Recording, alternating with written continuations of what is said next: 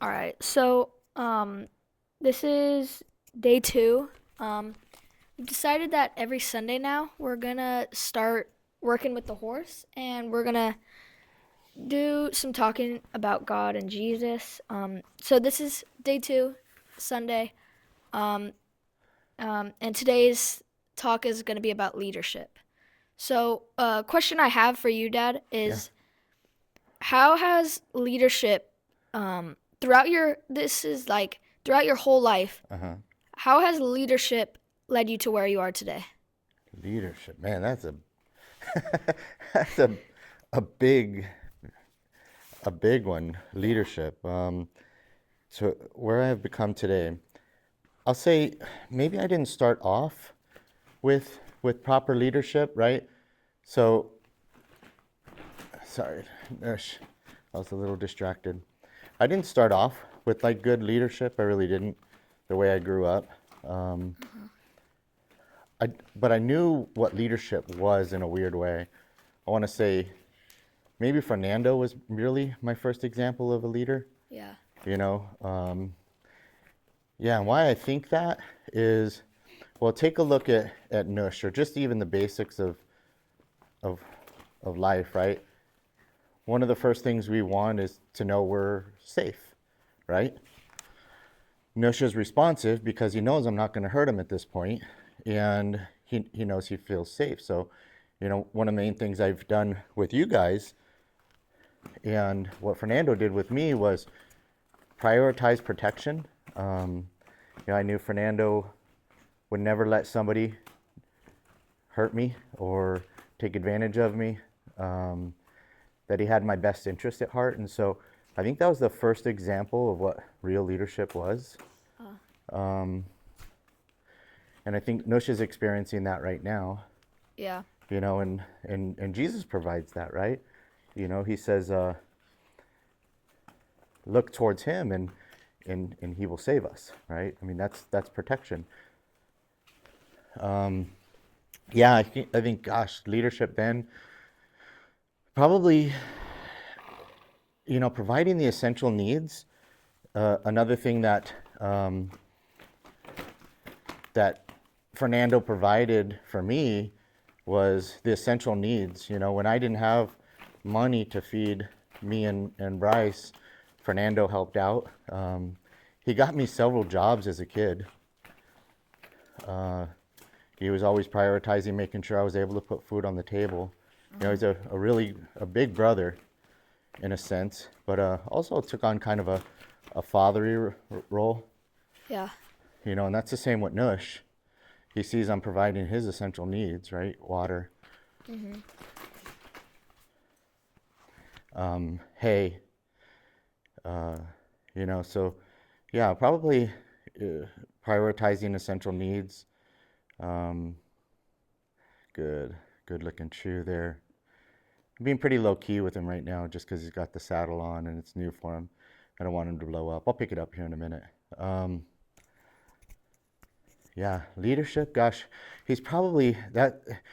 And he didn't really provide the faith base that I needed, but I think that I needed to have um, a belief in myself.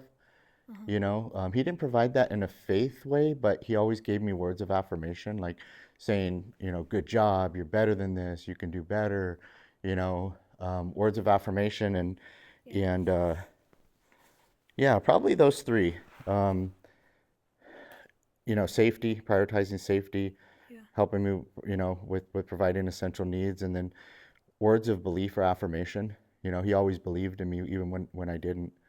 Um, and it's like Nush right here. He's going through this whole thing. He's probably, much like I was as a kid, just kind of the whole environment of growing up at such a young age, at 16 with a kid. It was a firestorm, and I needed to grasp to leadership and belief that I didn't want this cyclic, thing happen, um, to Bryce. Yeah. Yeah, good question. Yeah, I mean, I could dive into so many different ways in that. Oh, actually, I'll provide you a story I recently heard. Um, so this young couple um, was starting their young life. Sorry, Nush, my fault. Distracted. Was starting their young life, and his new wife started to become blind. This is a true story, by the way. And the husband's in the military, and she worked in an office setting, but could do things. I'm not giving him the verbal commands he's used to because I'm talking. Um, I'll just wait for a good looking shoe and finish the story. So she's becoming blind, and he knew he needed to prepare her for being completely blind. And so he, had good communication with her. Said, we both need to work if we're going to survive. She's of course in an emotional state like any of us would be, but he needed to provide that leadership for her in her time of crisis, right? And so he said, listen, this is what we'll do. We'll create a routine. We'll take the same steps all the way through. And they did this, and her eyesight rapidly declined faster and faster. And so they developed this routine, and taking her to the bus stop, getting her to her office, ultimately to where she was blind, and he was having to do this for her. Now she's completely blind using, thing. And he said, okay, now, for 2 weeks, you're going to do it on your own. And I'm going to, make sure you get there safely. So he's providing her safety is the most important. He's providing the essential needs. He's training, helping her, walk her through this. And so one day he says, hey, at work, I can't be completely late all the time. I work for the military. They've been very patient with us, but I've got to start actually being at work on time. It's becoming difficult. And so she's upset. She's furious, right? She's super scared, and she's furious because of fear, right? Mm-hmm. If you think of Peter in the boat when Jesus said, "Come to me," and Peter takes those first two steps, that courage, and that fear of stepping out in water, and the effects of when he let the storm really scare him and become fear, and Peter sank, much like what she was feeling. So she's worried, but she's brave. She stepped off that boat, and in her case, went out and got to work by herself. And so even though she's so fearful through this whole thing, she gets to work, she gets there, and she does this for about 2 more weeks. Mm-hmm. And one Friday before the weekend came, she's getting on the bus as normal, and the bus driver says, "Wow, you are a lucky woman." And she said, "What do you mean lucky? I'm blind. How in the world would I be a lucky woman?" And he says, "Well, every day for the last 2 weeks, I seen this soldier in uniform walking about 30 feet behind you, watching you the whole way. And every time you stepped on the bus, he would wait a bit, and then he would get on the bus and ensure you were on the bus safe. And when you got off, he followed you. And when you got off the bus, he was there and waited for you to get home. And he saluted you, and just seemed very, very proud of you. I don't know who this person is." And of course, she broke down in tears. It's a true story. Yeah. And of course, it was her husband for the last 2 weeks, provided that leadership up front, but had faith in her, and faith in our Father that He's going to provide those safety tools. And she had the courage to believe, right? She had the courage to believe in herself, and not be a victim of what her ailments were. Yeah. And so I think if you look at what leadership is, for one, it was the communication between the husband and wife. Two, it was, we're in this together. The three, the training they did together. Four, the trust in each other, right? She trusted he felt she was ready. He trusted that she was ready. And collectively, of course, they trusted Jesus that things were going to be okay. And he further validated those things, right? Because you do have to validate those things. It's his wife's life, and so he had to make sure she was safe. And so he did. He followed her that whole time. And I think that story alone just says what true leadership is, Yeah. in family bonds. Yeah, that's a Yeah, great example. Thank you for answering my question. yeah, Lily has a question for you. yeah. So, Why did you say it like that? I don't know. Go ahead, Lil. Do you think that Nush is still like a little scared by you? That Nush is still scared? Yeah. Yeah. Um, yeah, I definitely think he's still scared, right? I think he believes in me, right? Earlier, I was just mentioning Peter, and when Jesus is walking on water and says, "Jesus, is that if that's really you, let me come out to you." And you know, Peter steps out, takes a couple steps, wind kicks up, fury kicks up, and what did Peter do? He drowned. No, he didn't drown, but he started sinking, right? Because he was losing faith and letting fear overcome his faith in what he was doing. I mean, clearly he's already walking on water, but fear overcame him. And so Nush feels that, I think, in that kind of that same story. I'm saying, you know, Nush walked towards me, and look at that again, that resistance. And we talked about this in the last one. He gets here, but if I were to move quick and create a storm, look at his head. He's a little bit worried. He doesn't know exactly what's happening, right? He lost faith in that ultimate discussion we were having about leadership, and that's protection. He's like, whoa, whoa, whoa, whoa, I don't feel very protected here, right? And so he lets that fear overcome his faith that I'm going to take and protect him. And that's that ultimate kind of boundary, is that safety aspect. And that's all animals, humans, right? If they lose faith in you prioritizing their protection, then they will never trust you. They'll never believe in you, right? Yeah. Is that it though? Yeah. Let's see. Another question that I have.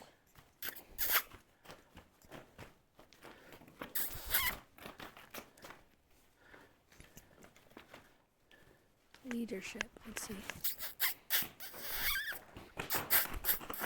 Do you think when working with him, uh, it builds your leadership role? And if so, like how? Yes, definitely. I think repetition in creates the trust. Yeah. The more I ask him to do something, step left, step right, and he doesn't get hurt, and I let him process those things, he trusts. But I do believe it's a two-way streak. If I couldn't trust him, I'd have to take certain precautions because I couldn't get him to do the things I need him to do, right? And so I've got to trust he's not going to hurt me. He's not going to fake me out, right? If his head was low right now, and then all of a sudden he just freaked out and hurt me, I would lose, my trust in him, Yeah. right? And so you have to look at that as us too. Earlier in the week, Lily, you told me a lie, right? And so it's not the end of the world, but does that break down those trusts? So what if you lied? What if I just didn't punish you for lying and just let you that happen, right? What if I just let Nush run me over all the time and bully me, and who would ultimately be in charge? Probably Nush. Yeah, Nush would be in charge. And so we're very thankful you don't choose to lie all the time. But if I didn't punish you, then it would be accepting of those poor behaviors, right? If Nush was to bite me or run over me, he'd be in charge, right? Yeah. And ultimately, he would be a detriment to himself and society because he would never be a good horse. He would never be useful, and it would make those beliefs that Mustangs are dangerous and can't be trained, right? And so he not only speaks for himself as a single Mustang, but he speaks for all Mustangs if he was to do those kind of things. It's you as a person as well. It's you with our namesake, right? If you are not a trustworthy person, then you'll never be successful, right?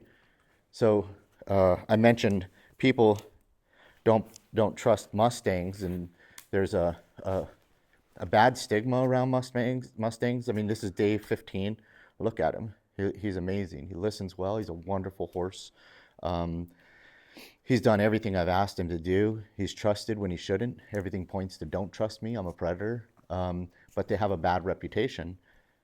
If you became a liar, right? Or you got a reputation of hurting people when you didn't need to hurt them, you're not useful, right? Just like the stigma around Mustangs that they're not useful horses because they're so worried about predators and they blow up and they're violent. Reputation is huge, and you have to protect your reputation. Every choice you make represents you as a person, but us as a family, right? It's our namesake. And we have to make sure, I have to make sure that you are good citizens and that you have useful skills in the world to make your herd better. And if I don't, then I failed you, just like I failed a single Mustang, but all the Mustangs that have his reputation. Yeah. You know, look how beautiful that is. Head low, he's trusting me, his eyes are soft. He's got an uncomfortable saddle he's felt only a few times now. Again, day 15. So let's go ahead and test this real quick, and we're going to see how much he does trust me. We're going to actually pick him up a little bit and see how he does with these. You know, these, for one, he's used to now lunging, you know, at least a week or so of lunging, so he's learning. But he doesn't have a saddle on all the time when he's lunging. And these straps, the footholds, everything's slapping against him. There's something tight on his belly. Now we'll see, does he trust me? Right? And we'll see if he gets a little bronchi out of this and says, oh, this is a little bit too much. And we'll see if he loses his faith that I'm prioritizing protection. Okay? Okay. Ha. Ha. Do you think he's... So you can see that when you violate that trust,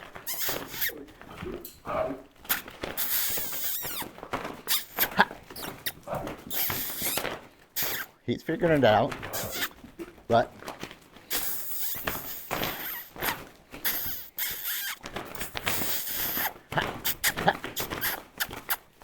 all I'm looking for is that. He's not being hurt.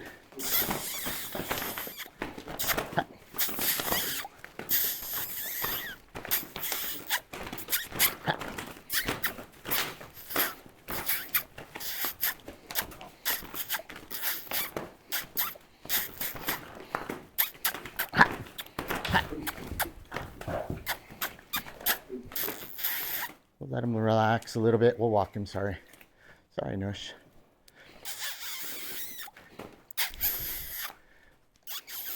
Like you said about packs, do you think he had his own pack that he had to take care of? Let him process that. That was big. There's a lot of emotion there.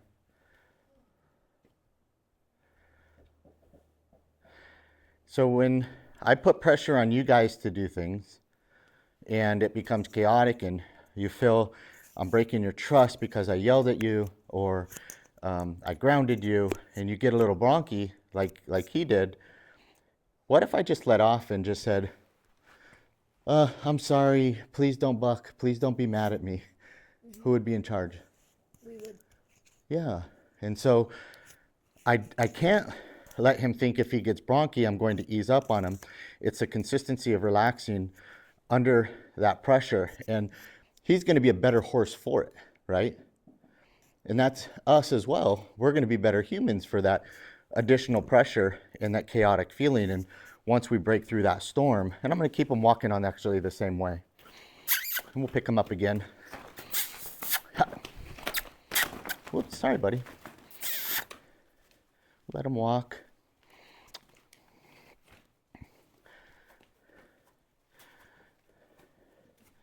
We'll pick him up and see how it feels.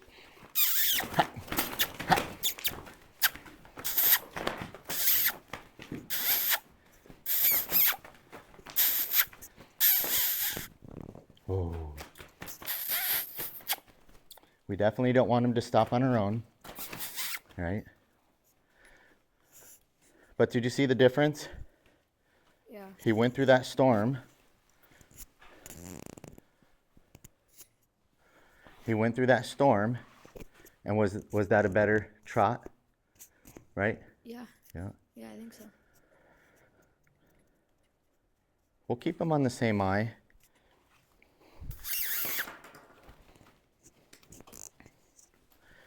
Again, this is probably only the second time I've put him into a little more pressure like that. But now he's got these straps and saddle on him. I say he handled that pretty well. Now we'll pick him up again. Ha.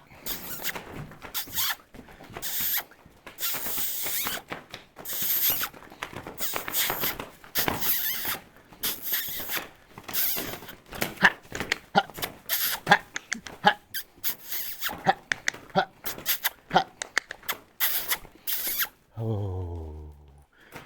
Oh. Oh.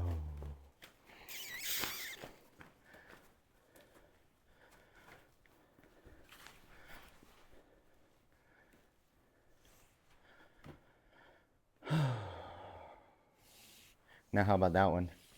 Yeah. I think, yeah. Pretty Sure. nice, right? Yeah, better. He was able to pick up. He was able to calm down a little bit. Mm-hmm. But that's going to be pressures in life with you all as well. Pressures that I believe Jesus gives us intentionally. Like I'm intentionally putting pressure on him so those straps flap and hit him so that he can learn that feeling with a saddle before somebody gets on his back, of course. And so it's going to make him a better horse. And so when Jesus gives us difficulties and we think, oh my gosh, everything's coming at me at once, how dare you, trainer, me, Randy, or how dare you, Jesus, do that to me? Yeah, I thought you loved me. Why would you put this pressure on me? Yeah. In reality, there's an end game to this, right? Yeah.